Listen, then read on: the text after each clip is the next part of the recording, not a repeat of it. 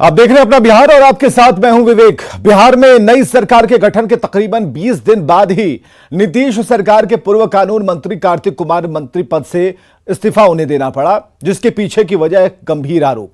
लेकिन कार्तिक कुमार के इस्तीफे के बाद भी सियासत ठंडी नहीं हो पा रही, क्योंकि सुशील मोदी ने नीतीश सरकार को एक और चुनौती दे दी है।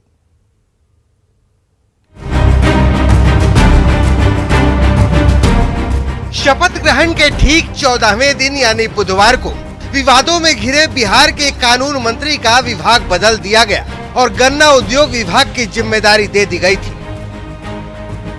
लेकिन चंद घंटों के भीतर ही कार्तिक कुमार ने गन्ना विभाग की जिम्मेदारी से भी इस्तीफा दे दिया। या यूं समझिए कि कार्तिक कुमार ने इस्तीफा दिया नहीं बल्कि ले लिया गया। सर कार्तिक कुमार को सर बेल रिजेक्ट हो गया, सर मंत्री थे सर।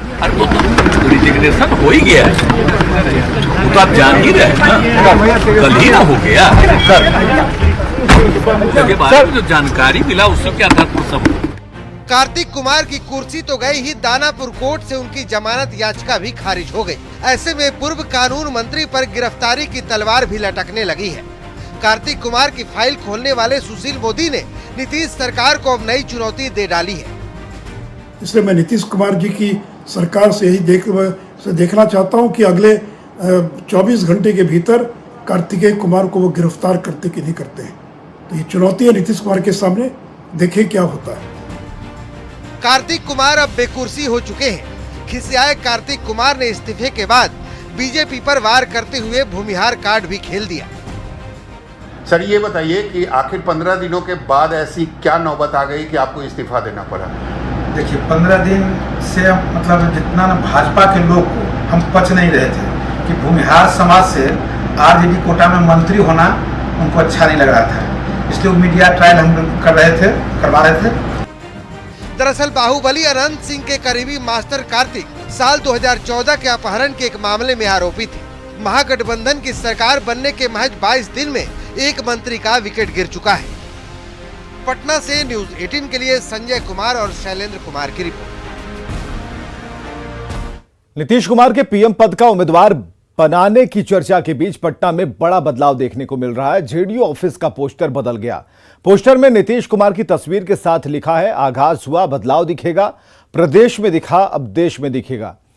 तो माना जा रहा है कि बहुत जल्द ही नीतीश कुमार केंद्र की राजनीति में सक्रिय होने वाले हैं, जिसका इशारा कार्यकारिणी की बैठक से पहले जेडीयू दफ्तर में लगा ये पोस्टर इशारा कर रहा है। जायजा लिया आनंद अमृतराज ने। 2 सितंबर से लेकर 4 सितंबर तक जेडीयू के लिए बेहद महत्वपूर्ण माना जा रहा है, क्योंकि इस दौरान प्रदेश कार्यकारिणी, राष्ट्रीय कार्यकारिणी के साथ साथ राष्ट्रीय परिषद की भी महत्वपूर्ण बैठक होने वाली है। और उस बैठक में क्या कुछ एजेंडा होगा ये तो बाद में पता चलेगा, लेकिन उसके पहले इसका इशारा मिलने लगा। हम आपको तस्वीर दिखा रहे हैं जेडीयू दफ्तर की। जेडीयू दफ्तर में नए नए पोस्टर लग गए हैं बैठक के पहले, और एक पोस्टर लगा है नया, आश्वासन नहीं सुशासन।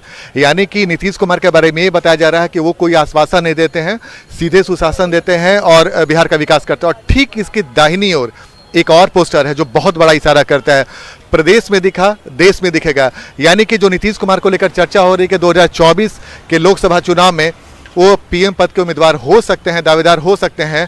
भले ही जेडीयू के नेता इंकार कर रहे हैं, लेकिन इस पोस्टर्स में बहुत बड़ा मैसेज छिपा हुआ, प्रदेश में दिखा देश में दिखा गया। यानी कि अब तक वो बिहार में सियासत करते रहे हैं, बिहार का विकास कर रहे हैं, अब देश में भी विकास करेंगे, ऐसा दावा जेडीयू की तरफ से किया जा रहा है। और ये पोस्टर बहुत कुछ बड़ा इशारा कर रहा है कि 3 दिनों के प्रदेश कार्यकारिणी से लेकर राष्ट्रीय कार्यकारिणी के बैठक में क्या कुछ जेडीयू की तरफ से होने वाला है। खबर ये भी मिल रही है कि नीतीश कुमार को लेकर एक बड़ा फैसला भी किया जा सकता है, क्योंकि कई बार राष्ट्रीय अध्यक्ष हों या प्रदेश अध्यक्ष, उन्होंने इशारा किया है कि आने वाले समय में नीतीश कुमार देश भर का दौरा करेंगे और कई क्षेत्रीय नेताओं से मुलाकात करेंगे और 2024 में एक बड़े गठबंधन की तैयारी करेंगे, जिसका इशारा नीतीश कुमार ने भी दिया है। लेकिन उसके पहले कार्यकारिणी के बैठक के पहले जेडीयू दफ्तर में ये पोस्टर बहुत कुछ इशारा कर दिया है कि इस 3 दिनों के बैठक में जेडीयू नीतीश कुमार को लेकर क्या कुछ फैसला करने वाली है।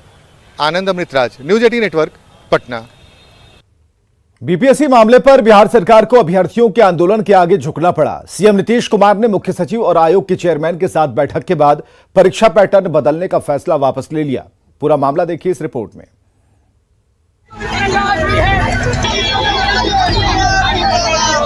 साफ तौर पे क्या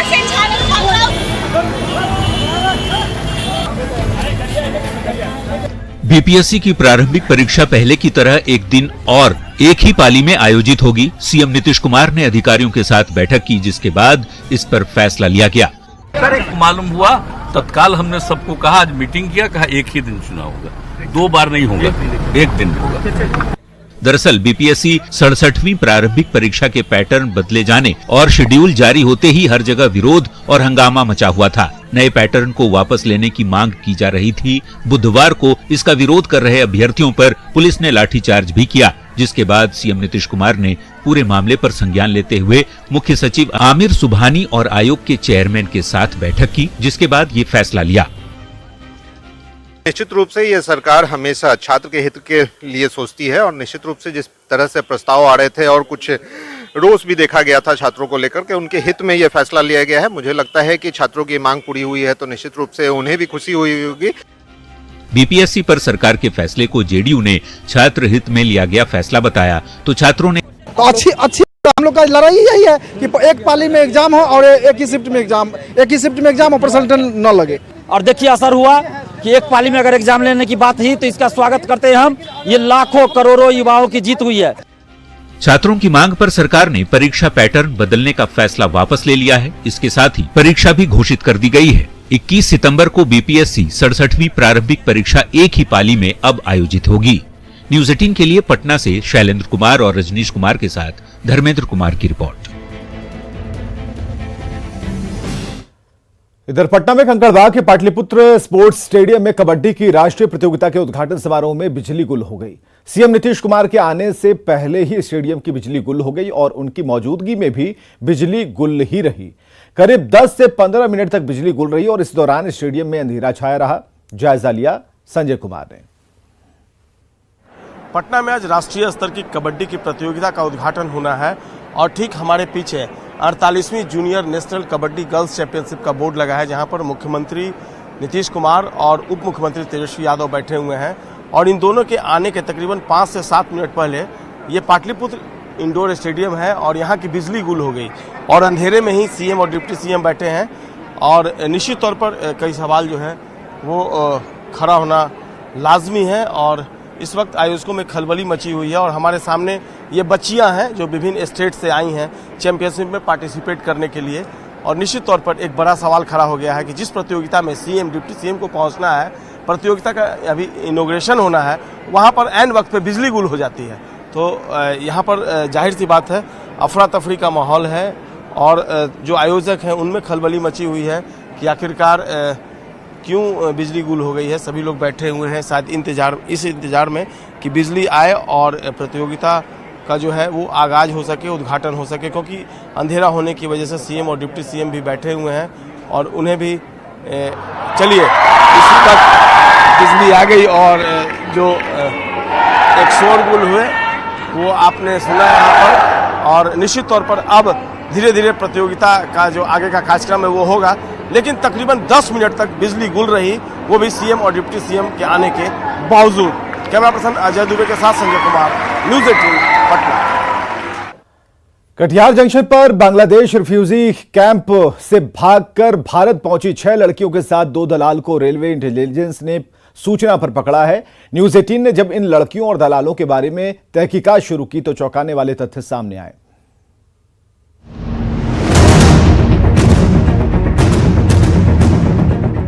पुलिस की गिरफ्त में 6 लड़कियां, 2 दलाल और इतने सारे फर्जी पहचान पत्र।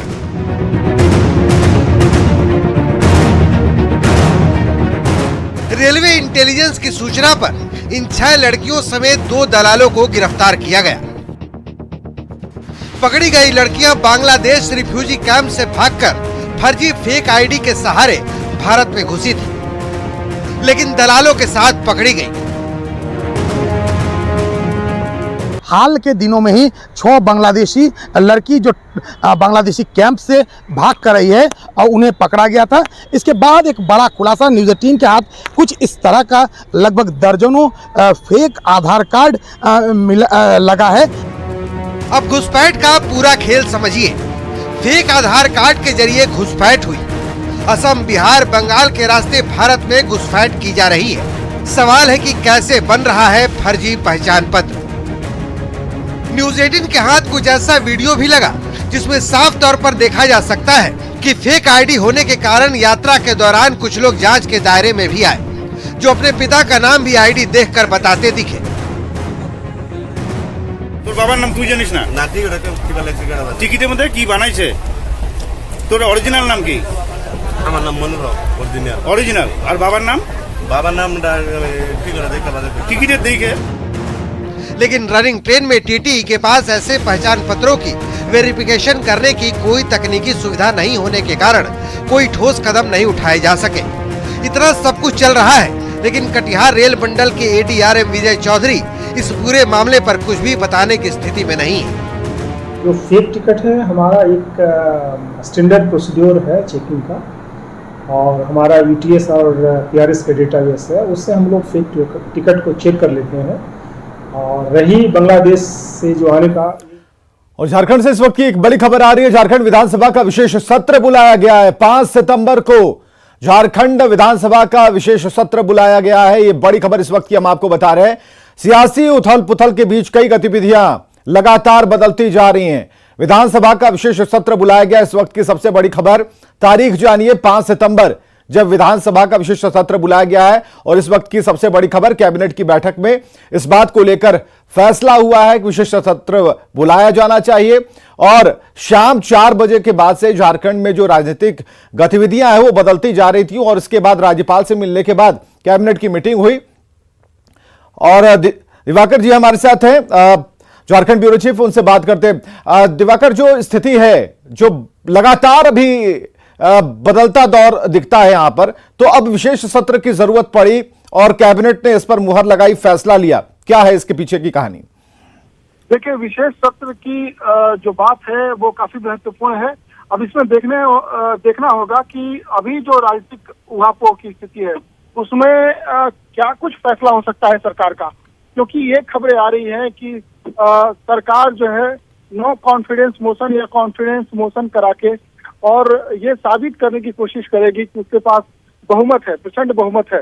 तो अब देखने वाली बात होगी जिस तरीके से जो प्रतिनिधि मंडल भी गया था उसके अगर देखिए ज्ञापन को, तो ज्ञापन में ये जिक्र किया गया है कि अगर अयोग्यता की कोई स्थिति बनती है, यानी हेमंत सोरेन की अयोग्यता की कोई स्थिति बनती है, तो उसके पास प्रचंड बहुमत है और सदन में वो विश्वास मत जो है हासिल कर लेगी। तो एक तरफ इशारा है और विशेष सत्र बुलाया जा रहा है, तो इसका बिल्कुल राजनीतिक निहितार्थ है। और ये कोशिश होगी सरकार की तरफ से कि वो साबित करे कि उसके पास जो है सदन की आस्था, यानी सदन का प्रचंड बहुमत है। तो अब देखने वाली बात होगी कि 5 सितंबर को काफी महत्वपूर्ण हो जाता है झारखंड की राजनीतिक दृष्टिकोण से। तो अब देखना होगा कि सरकार का अगला कदम क्या होगा। हालांकि सरकार ने आज प्रतिनिधि मंडल भेजा और दूसरी तरफ जो है कैबिनेट की बैठक हुई और कैबिनेट की बैठक से ये बात सामने आई कि जो 17 का पिछले कैबिनेट का जो फैसला था उसको स्थगित कर दिया गया। यानी कि 17 जब घोषित कर देते हैं तो विशेष सत्र आपकी बुलाई जाती है, उसके लिए फिर गवर्नर हाउस में कम्युनिकेशन होता है। तो यानी कि जो मानसून सत्र था उसको जो उसका अवसान होना था, टेक्निकली ये बातें आती है, उसका अवसान होता तो आपको विशेष सत्र बुलाने की जरूरत होती। तो यानी 5 सितंबर को जो सत्र बुलाई जा रही है उसमें कोई खास राजनीतिक कदम हो सकते हैं सरकार की तरफ से। जो शहमात का खेल चल रहा है उसमें सरकार कोई महत्वपूर्ण जो है कोई राजनीतिक फैसला हो सकता है। जी, लेकिन दिवाकर, ये स्थिति तब आई जब ये खबर आई, क्योंकि सुप्रियो भट्टाचार्य जब अंदर से निकले, बाकी लोग जो कि राज्यपाल से मिलने गए थे, उन्होंने कहा कि 2 से 4 दिन में राज्यपाल ने कहा है कि जो भी होना होगा 2 से 4 दिन में हो जाएगा। तो ऐसे में इसके बाद तुरंत कैबिनेट की मीटिंग होती है जब ये पता चल जाता है कि 2 से 4 दिन इसमें लग सकते हैं और उसके बाद ये विशेष सत्र की बात सामने आती है। तो क्या ये जो इनपुट्स हैं, खासकर जो हेमंत जो कैबिनेट के या फिर मंत्री और या फिर कांग्रेस के जो लीडर्स हैं, इस बात पर सहमति, इसी बात को लेकर के अपनी बात को उन्होंने जताया, क्योंकि जब वो राज्यपाल से उनको टाइम मिला, एक फ्रेम उनको मिल चुका था?